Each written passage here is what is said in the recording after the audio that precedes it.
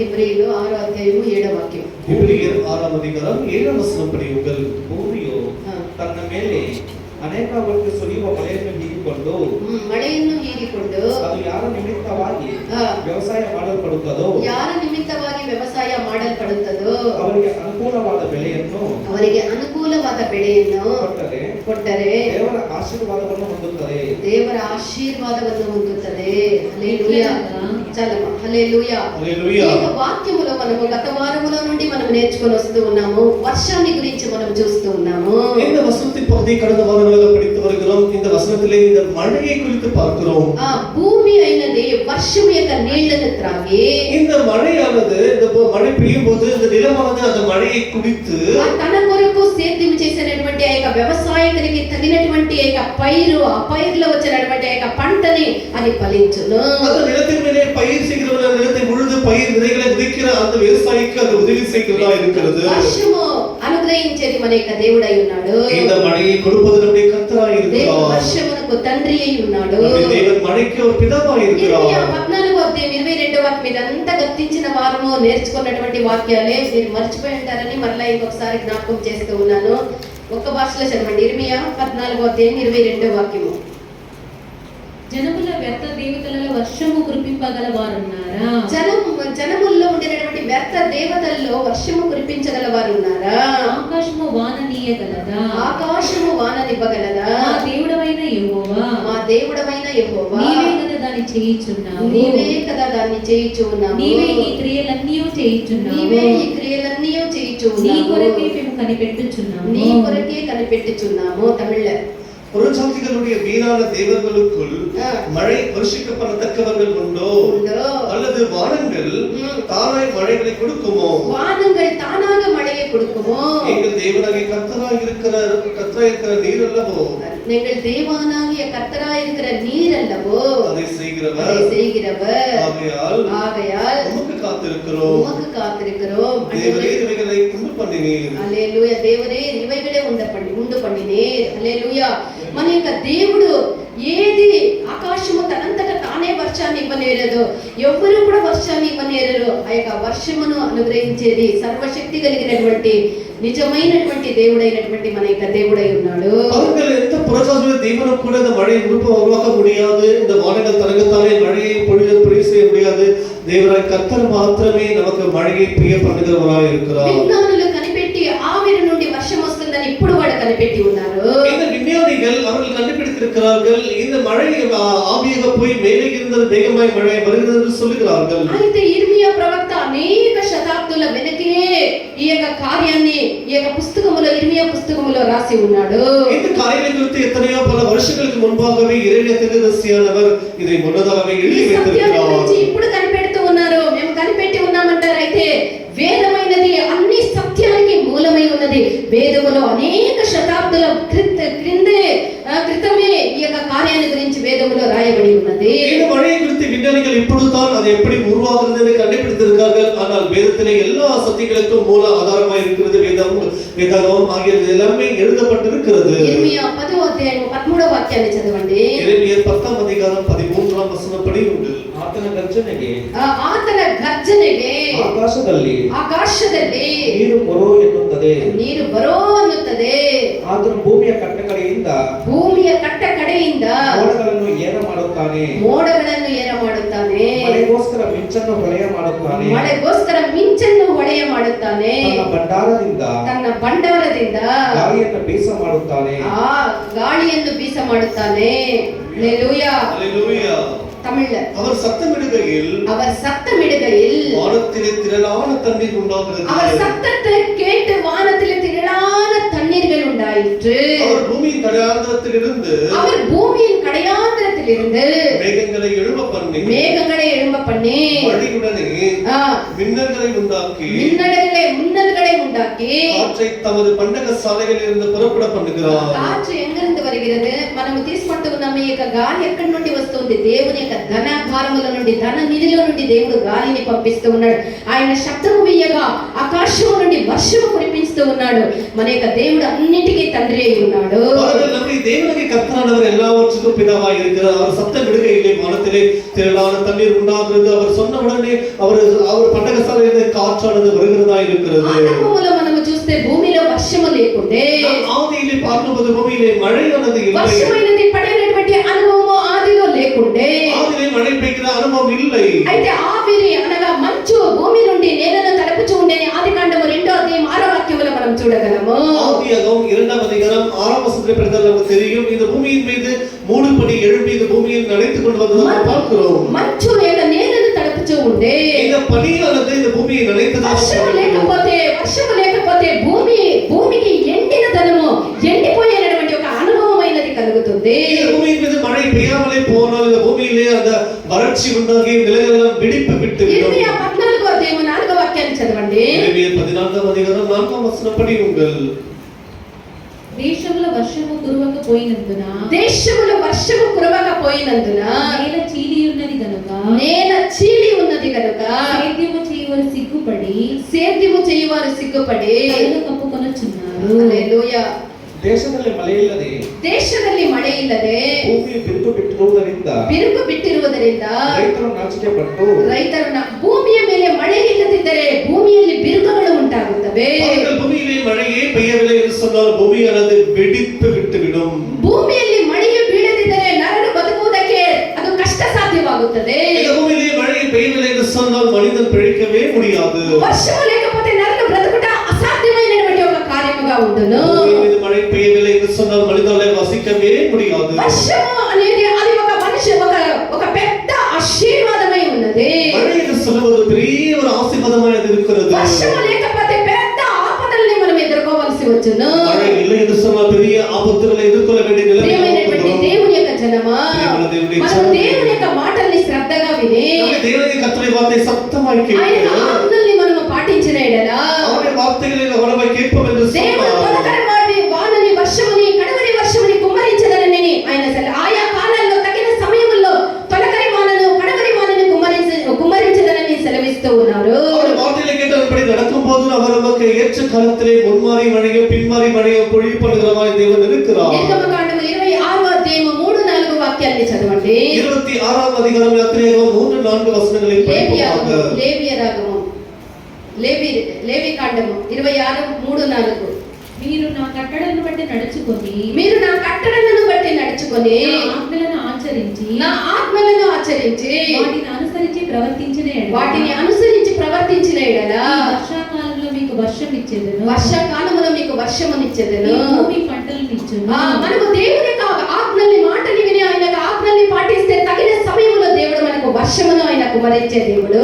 தேவனுடைய கட்டளைகளை கற்பனைகளை நடக்கும் போது நிச்சயம் தேவன் நமக்கு மழையை வருஷிக்க பண்ணுகிற தேவனாய் இருக்கிறார். అక్షరానుసారమైనటువంటి కార్యములే కాక ఆత్మానుసారమైనటువంటి కార్యములతో మన యొక్క ప్రాణమును తృప్తిపరిచి సమాధానమని, నిర్భయమని, శాంతిని, సమాధానమని, సుఖమని, తృప్తిని దేవుడు కలిగించే దేవుడై ఉన్నాడు. பூமிக்குரிய மழையை பெய்ப்பது மாத்திரம் இல்லாமல் ஆவிக்குரிய மழை நமக்கு பெரிய பணி, நம்முடைய இருக்கிற எல்லா வறட்சியான காலை எல்லாவற்றையும் எடுத்து போட்டு நமக்கு திருப்தி, ஒரு சந்தோஷம், சமாதானம் அப்படிப்பட்ட காரியத்தை தேவன் நமக்கு கொடுக்கிறவராய் இருக்கிறார். ద్వితీయోపదేశకాండం 32వ అధ్యాయం 2వ వాక్యాన్ని చదవండి. உபாகமம் 32వ அதிகாரம் 2వ వచనం படியுங்கள். ಧರ್ಮೋಪದೇಶಕಾಂಡ 32ನೇ ಅಧ್ಯಾಯ 2ನೇ ವಾಕ್ಯ. ನನ್ನ ಉಪದೇಶವು ಹಸಿ ಹುಲ್ಲಿನ ಮೇಲೆ ಮೆಲ್ಲಗೆ ಸುರಿಯುವ ಮಳೆಯ ತುಂತುರುಗಳಂತೆ ಸಣ್ಣಗಿರುವುದು. ಹಲ್ಲೆಲೂಯಾ. ನನ್ನ ಬೋಧನೆಯು ಮಂಜಿನಂತೆಯೂ ಕಾಯಿ ಪಲ್ಯಗಳ ಮೇಲೆ ಬೀಳುವ ಮಳೆಯಂತೆಯೂ ಹಿತವಾಗಿರುವುದು. மழையானது இளம் பயிர் மேல் பொழிவது போல என் உபதேசம் பொழியும். பனித்துளிகள் புல்லின் மேல் இறங்குவது போல என் வசனம் இறங்கும். புல்லின் மேலே மழையின் துளிகள் இறங்குவது போல என் உபதேశం இறங்கும். హల్లెలూయా. రెండు విధములైనటువంటి వర్షముల గురించి దేవుడు మనం ఇక్కడ చూడగలము. இரண்டு விதமான மழையை குறித்து நம்ம பார்க்கலாம். అది మన కష్టకాలమందు, మన యొక్క పాపపు యొక్క బంధకాల నుండి, పాపத்தின் கட்டுகளில் இருந்து, వ్యాధుల నుండి, రోగాల్లో నుండి, వ్యాధులిருந்து நம்முடைய எல்லா విధమైన రోగాల శాపాల నుండి, సమస్తము నుండి, మన యొక్క దుఃఖ సమయంలో మనకు ఓదార్పునిచ్చి మన శాపాలు బంధకాలు అన్ని తెంచేటువంటి పరిశుద్ధాత్మ యొక్క వర్షమై ఉన్నది. நம்முடைய சாபத்தில் நம்முடைய கஷ்டங்கள் உபத்திரவங்கள் எல்லாவற்றையும் நமக்கு விடுதலை கொடுக்கிற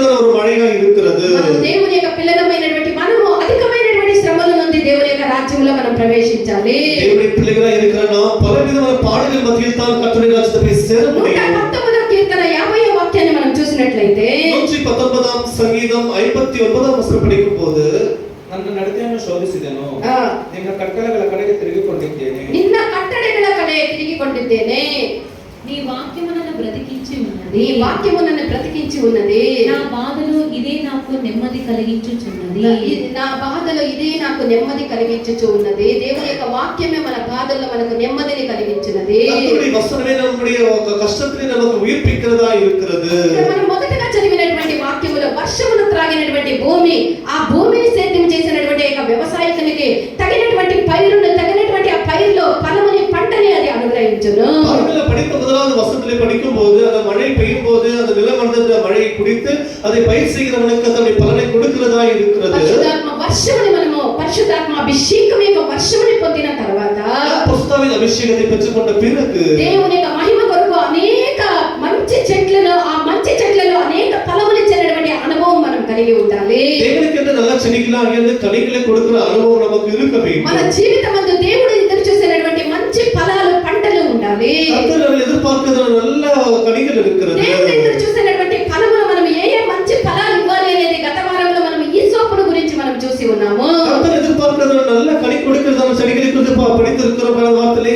அதை குறித்து அதிலே அந்த ஈசோப்பை குறித்து படித்திருக்கிறோம். ఈసోపుని గురించి నిర్గమకాండము 12వ అధ్యాయం 22వ వాక్యములో మనం చూసినట్లయితే யாத்திரியாகமம் 12ஆம் அதிகாரம் 22ஆம் வசனத்திலே இந்த ஈசோப்பு செடியை குறித்து பார்க்கிறோம். ఈ ఈసోపు అన్నది ఇది దేనికి ఉపయోగించబడుతుంది అంటే இந்த ஈசோப்பு எதற்கு உபயோகப்படுத்தப்படுகிறது పరిశుద్ధ என்று స్థలమును சொன்னால், శుద్ధీకరించడానికి ఉపయోగించేటువంటి ఒక చెట్టు యొక్క ఈసోపు చెట్టు. பரிசுத்த ஸ்தலத்தை சுத்தம் பண்ணுவதற்கு உபயோகப்படுத்துகிற ஒரு செடியா இது இருக்கிறது. కీర్తనకర్త దావీదు చెప్పినప్పుడు ఏమంటూ ఉన్నాడు?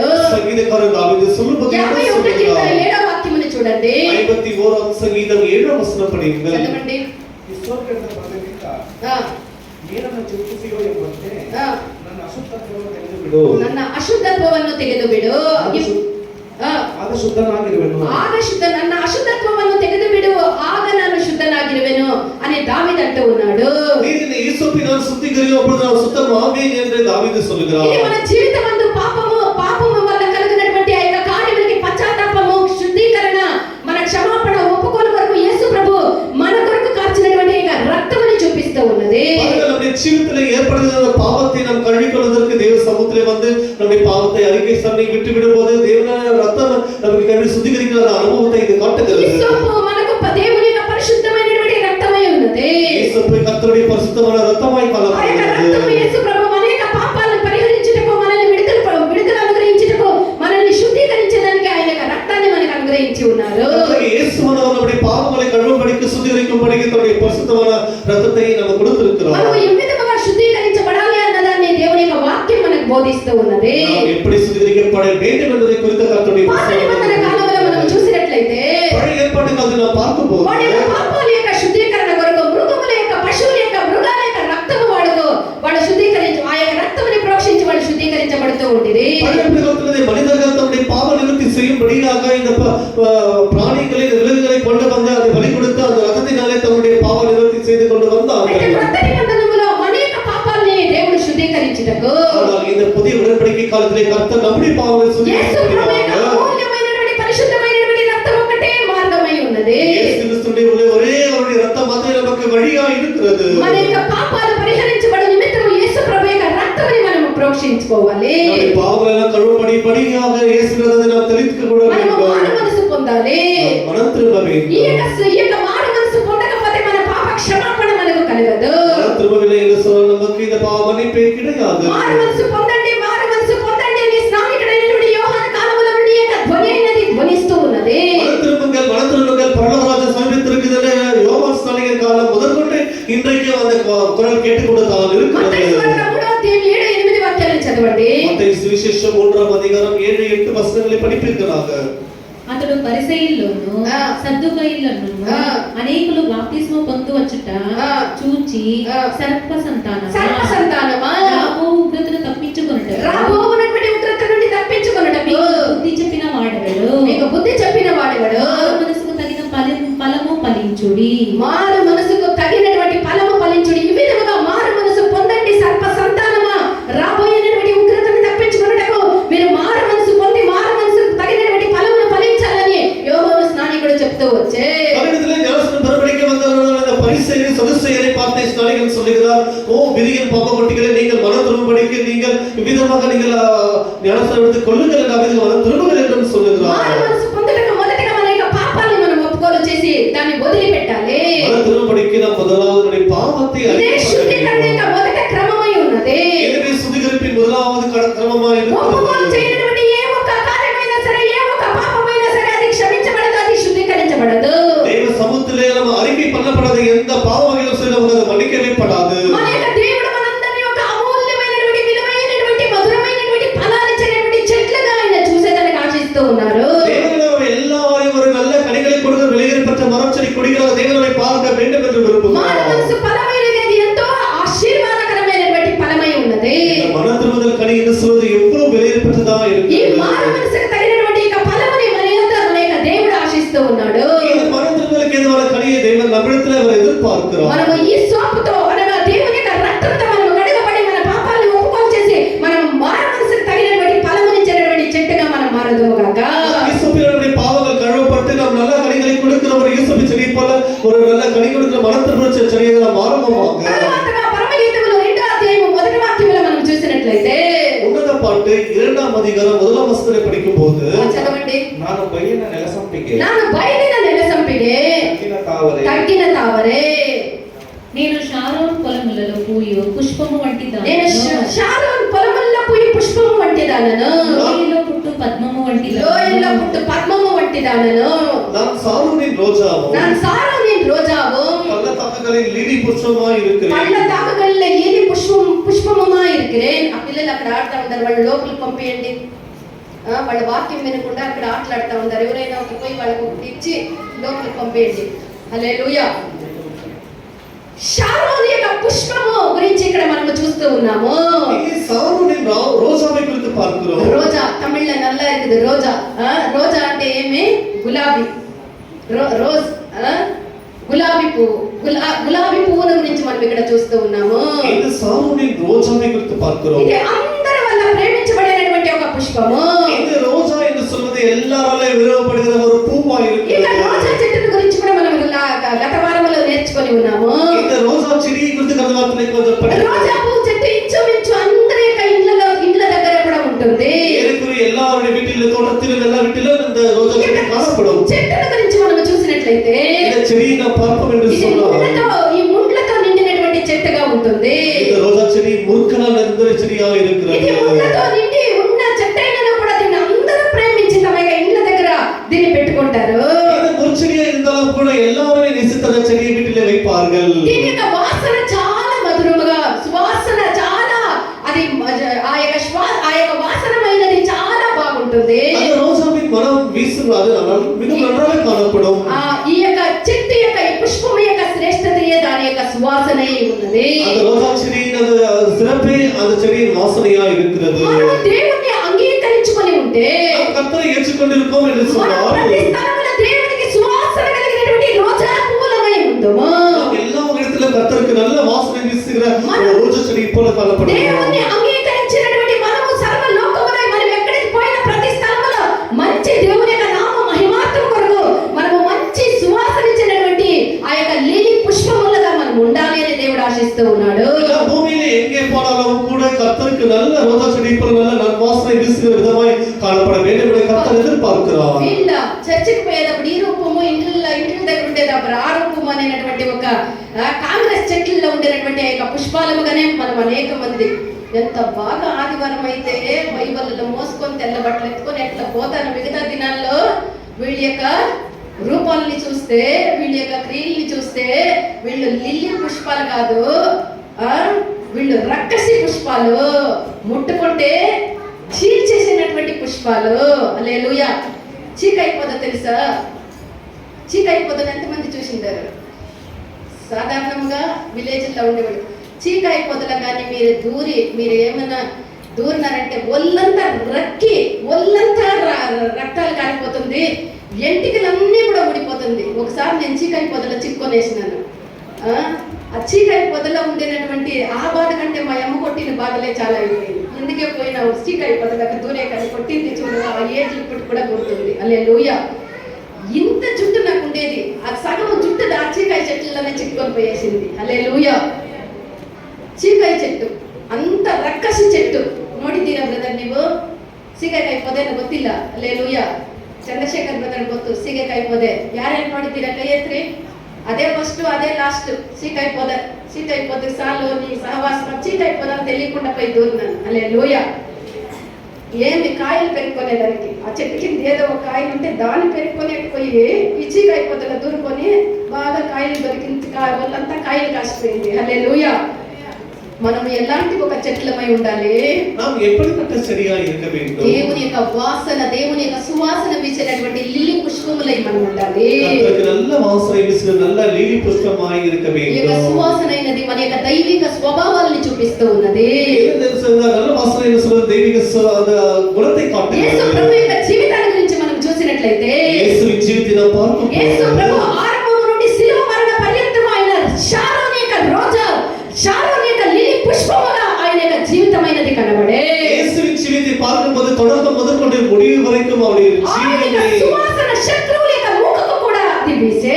அவருடைய వాసన என்பது நல்வாసన என்பது அவர் శత్రువులకు కూడా వీసి இருக்கு. ఆయన యొక్క ప్రేమ ఎంతో మధురము. ఆయన అంత ఎవనో వెలిగినట్టు శత్రువుని ఆఖరి వరకు ఆయన ప్రేమ ప్రేమించే. శత్రువుని కడైసరి కూడా నేసిస్తారు. ఆయన ఆరంభం నుండి శిలువ మరణ పర్యంతం కూడా ఆయన మంచి సువాసనగా ఉంది. அவர் தொடர்ந்து முதற்கொண்டு முடிவு சிலுவை மரண பரியந்தம் கூட அவர் நல்ல வாசனை வீசுகிறவராய் இருந்தார். దేవుని యొక్క బిడ్డ మన యొక్క జీవితం అభినవంగా మారాలని దేవుడు కోరుతూ ఉన్నాడు. நம்முடைய ஜீவியம் அப்படி மாற வேண்டும் என்று நம்முடைய கர்த்தர் விரும்புகிறார். దేవుని యొక్క సువాసనకి ముఖ్య కారణం ఆయన యొక్క వినయము, విధేయత, ఆయన యొక్క దీనత అయి ఉన్నది. దేవుని నర్వాసనకి కారణం அவருடைய கீழ்ப்படிதல், அவருடைய சாந்த குணமாய் இருக்கிறது. దీనులు ఏ విధముగా ఉందురు అంటే தாழ்மையுள்ளவர்கள் எப்படி இருப்பார்கள்? సువాసన పరిమళ వాసన వీచేటటువంటి వాళ్ళగా ఉందురు. పరిమళ వాసన వీసుகிறவர்களாய் దీనత, இருப்பார்கள். విధేయత కలిగి ఉండాలి. ఆ యొక్క సుగంధ పరిమళ వాసన మనలో వీచాలి. தாழ்மையுள்ளவர்களாய் இருக்க வேண்டும். వాసన ఆ వీసుகிறவர்களாய் యొక్క పరిమళమైనది ఎంతవరకు ఉంటుంది అంటే వాసన ఎదువరకు వీసుகிறது. అది ఏదో కొద్ది స్థలమునకు మాత్రమే కాకుండా, కొద్ది స్థలమునకు మాత్రమే ఆ యొక్క వాసన వీచేది కాకుండా அந்த வாசனை கொஞ்ச இடத்துக்கு மாத்திரம் வீசுவதும் இல்லாமல் అది ఆకాశముని పరలోకమును అంటునంతగా ఆ యొక్క సువాసన వీస్తూ ఉంటే நர்வாசனையானது பரலோகம் வானமண்டலுக்கு மேல அது வீசுகிறதா இருக்கும். అనేక మంది స్వంత మార్గాన్ని అనుసరించి అనేక బాధలు, యాతనలు, వేదనలు అనుభవిస్తూ ఉంటారు. அனைவரும் சொந்த வழியை தெரிந்து கொண்டு பல விதமான பாடுகளை இன்னலுக்காக ஆளாக மாறுகிறார்கள். మనం ఈ లోకములో ఆశీర్వాదకరముగా, మహిమకరముగా షారోన్ పుష్పము వలె జీవించుటకు దేవుడు మనకు మన ఎదుట ఆయన కోరుతూ ఉన్నాడు. అంతేకాదు ఆయన కృపను కూడా మనకు అనుగ్రహిస్తూ ఉన్నారు. தேவன் நம்ம இந்த பூமியில ஜீவிக்கும்போது ஒரு சாரோன் ரோஜா போல ஜீவிக்க வேண்டும் என்று தேவன் விரும்புகிறார். ఆ యొక్క వాసనతో మనం అనేక ఆశీర్వాదములు మనం దేవుని యొద్ద పొందుకొందుము గాక.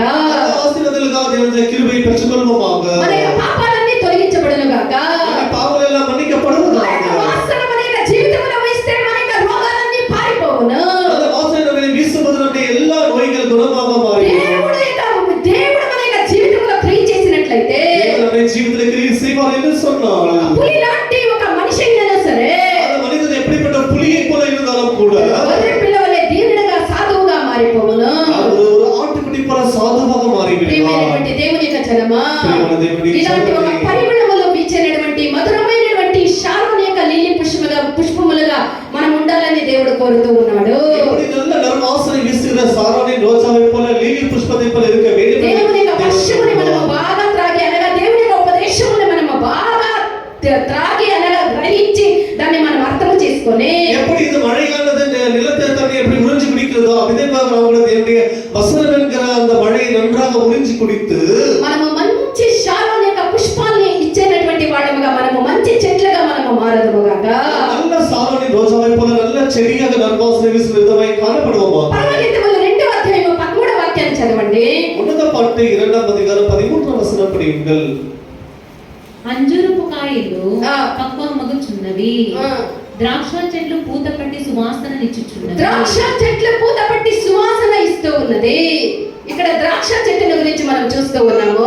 இங்கே திராட்சை செடியை குறித்து பார்க்கிறோம். ఈ యొక్క ద్రాక్ష చెట్టు ఏమై ఉన్నది? இந்த திராட்சை செடி என்னவாய் ఈ ద్రాక్ష இருக்கிறது? చెట్టు పూత పట్టి సువాసన వీస్తూ ఉన్నది. இந்த திராட்சை கொடிகள் பூ பூத்து நற்வாசனை வீசுகிறது. ద్రాక్ష చెట్టు ద్రాక్ష పండు అని చెప్పినప్పుడు இந்த திராட்சை செடி திராட்சை பழம் என்று ఇది சொல்லும்போது మధురమైనటువంటి ఒక తీపి కలిగినటువంటి అనుభవాన్ని ఇది ఇస్తూ ఉన్నది. நல்ல மதுரமான அனுபவத்தை நமக்கு கொடுக்கிறதா దేవుడి యొక్క చెట్టుకి మంచి మధురత్వాన్ని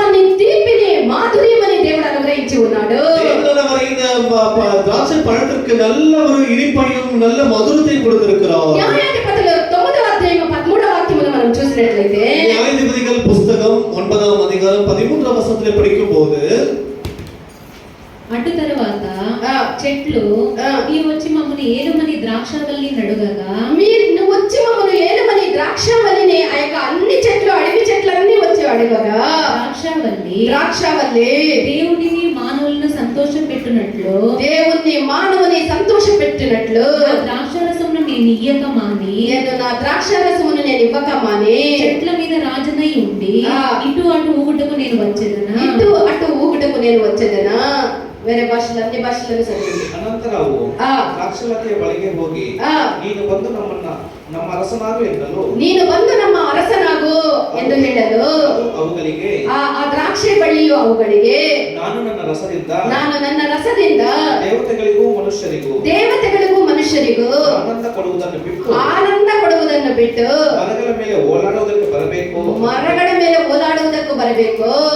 ಮರಗಳ ಮೇಲೆ ಓಲಾಡುವುದಕ್ಕೆ ನಾನು ಬರುವುದಿಲ್ಲ ಎಂದು ಉತ್ತರ ಕೊಟ್ಟಿದ್ದು.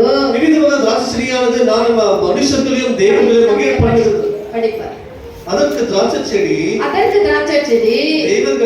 தேவர்களையும் மனுஷரையும் மகிழ பண்ணும் என் ரசத்தை நான் விட்டு மரங்களை அரசாள போவேனோ என்று சொன்னது. అడవి చెట్లన్నీ వచ్చి ద్రాక్ష చెట్టు దగ్గర వినంతి చేసుకుంటూ ఉన్నవి. காட்டில் இருக்கிற எல்லா மரங்களும் ஒன்றாக வந்து இப்போது திராட்சை செடிக்கு வந்திருக்கிறது. ద్రాక్ష చెట్టు ద్రాక్ష చెడి నువ్వు మా మీద రాజుగా ఉండి మమ్మల్ని పరిపాలించమని ఇక ద్రాక్ష చెట్టుతో మిగతా అన్ని చెట్లు వచ్చి అడిగినప్పుడు அந்த காட்டில் இருக்கிற எல்லா விருட்சங்களும் மரங்களும் வந்து ஒன்றாக சேர்ந்து வந்து திராட்சை செடியிலே கேட்டது, நீ வந்து எங்களுக்கு ராஜாவா இருந்து எங்களுக்கு ஆளுகை செய் என்று கேட்டது. ద్రాక్ష చెట్టు తక్కిన చెట్లన్నిటితో ఏమని చెప్తూ ఉన్నది? அதுக்கு திராட்சை செடி அந்த எல்லா மரங்களோட என்ன சொல்லுகிறது? నా యొక్క చెట్లు మధురమైనటువంటి ఒక పండ్లను ఇచ్చి நான் என்னுடைய செடியிலிருந்து நல்ல மధుரமான ரசம் கொடுக்கிற கனிகளை கொடுத்து ఆ యొక్క పండ్లతో మంచి మధురమైనటువంటి రసముని దేవతలకు మనుషులకు ఇచ్చి వాడిని ఆనందపరచనటువంటి ఆ కార్యము నేను చేయకుండా మాని మీ మీద నేను రాజుగా ఉండుటకు అది సాధ్యం లేదు అనే మాట చెప్పే. என்னுடைய கனியினாலே நல்ல ரசத்தை கொடுத்து மனுஷர்களையும் தேவர்களையும் மகிழ்ப்படுகிற அந்த காரியத்தை விட்டுவிட்டு நான் உங்களை அரசாள முடிவே வருவேனா என்று இல்லை என்று சொன்னது. పాతనిబంధన కాలంలో జీవించినటువంటి దానియేలు యొక్క జీవితముల గురించి మనం చూసినట్లయితే పழைய కాలంలో வாழ்ந்த దానియేలిன் జీవితం நாம் பார்க்கிறோம். దానియేలు యొక్క జీవితం దేవునికి మనుషులకి ముందు ఒక మధురముగా ఉన్నట్టుగా మనం చూడగలము. దానియేలిன் జీవితం பார்க்கும்போது மனுஷருக்கு முன்பாகவும் தேவனுக்கு முன்பாகவும் எவ்வளவு அது அழகாய் காணப்பட்டது. మనుషులకి దేవునికి ముందు ఒక కళంకములైనటువంటి ఒక జీవితాన్ని దానియేలు చేసే దానియేలు మనుషులకు முன்பாகவும் கர்த்தருக்கு தேவனுக்கு முன்பாகவும் ஒரு கலங்கமில்லாத జీవితం செய்திருக்கிறார். కళంకములైనటువంటి ఒక జీవితాన్ని చేసి దేవుని మెప్పించే దానియేలు ஒரு குற்றமற்ற ஜீவித்தை செய்து கர்த்தரை மகிழ பண்ணி இருக்கிறார் దానియేలు. తాను చేసుకున్నటువంటి యొక్క నిబంధనలు செய்து கொண்ட அந்த உடன்படிக்கையிலே ప్రతి కార్యములో అతను నమ్మకస్తుడుగా ఉండే செய்த தீர்மானம் அந்த உடன்படிக்கை ஒரு சிறியதோ பெரியதோ அதில் உண்மையாக இருந்தது. నిబంధనలు అది పెద్దదే కానీ చిన్నదే కానీ ప్రతి విషయంలో దానియేలు నమ్మకస్తుడై ఉండే. దానియేలు செய்து கொண்ட தீர்மானம் என்பது சிறியதோ பெரியதோ அதில் உண்மையாக இருந்திருக்கிறார். చాలా కఠినమైనటువంటి పరిస్థితుల్లో కూడా மிகவும் கடினமான நிலைமையிலும் கூட అతడు రాజు ఆజ్ఞని ధిక్కరించి రాజాని కట్టளை కూడా మీరి ప్రాణాన్ని కూడా ఒక కార్యముగా ఒక విలువగా అతడు ఎంచక ఉయిరిని కూడా లక్ష్యமாக ఎన్నాము. కఠిన పరిస్థితులు ఎందుకు కూడా అతడు ప్రార్థన చేసినటువంటి ఒక మనిషిగా కనబడే. அந்த கடினமான நேரத்தில் கூட ராஜாவின் கட்டளை மீறி கர்த்தருக்கு செய்த உடன்படிக்கைப்படியே தேவனுக்கு அவர் ஜெபம் பண்ணி இருக்கிறார். ఈ ద్రాక్ష చెట్టు యొక్క అనుభవాన్ని మనము కూడా కలిగి ఉంటే ద్రాక్ష చెట్టు అనుభవத்தை நாம் உடையவர்களாக இருக்கலாம். ఆశీర్వాదముగా ఉంటేనా దానియేలు எப்படி ஆசீர்வாதமாக இருந்தாரோ ఈ ద్రాక్ష చెట్టు యొక్క అనుభవాన్ని మనం కలిగి ఉంటే நம்ம ద్రాక్ష చెట్టు అనుభవத்தை உடையவர்களாக இருக்கும்போது మనము కూడా ఈ లోకములో ఆశీర్వాదకరంగా ఉంటాము. நம்ம உலகத்திலே ஆசீர்வாதமாக இருப்போம். మనము దేవునికి ప్రియమైనటువంటి జీవితం చేయకపోతే దేవునికి ప్రియమైన జీవితం చేయమని పోవాలి. ఇప్పుడు కాకపోయినా ఎప్పుడైనా సరే ఒక పెద్ద దండన మనకని ఉన్నది. ఇప్పుడు ఇలాంటాలు కూడా ఎప్పుడైనా ఒక పెరిగే శిక్ష இருக்கும். మారు మనసుకి తగినటువంటి ఫలమును మనం ఫలించకపోతే மனதிற்கு கனிகளை கொடுக்காமல் போனால் మారు మనసుకి తగినటువంటి ఫలమును ఫలించకపోతే ఏం జరుగుతుంది? மனதிற்கு கனிகளை கொடுக்காமல் போனால் என்ன நடக்கும்? ఆ యొక్క చెట్టుని వేరుతో కూడా పీకి వేసి அந்த செடியை வேரோட பிடித்து దాన్ని అగ్నిలో పడవేయబడుతుంది. అగ్నిలో పోడపடும். ప్రియమైనటువంటి దేవుని యొక్క జనమా, దేవుని జనమే, దేవుని యొక్క మాటల్ని మనం రెండంచులు కలిగినటువంటి ఖడ్గముల వంటివై ఉన్నవి.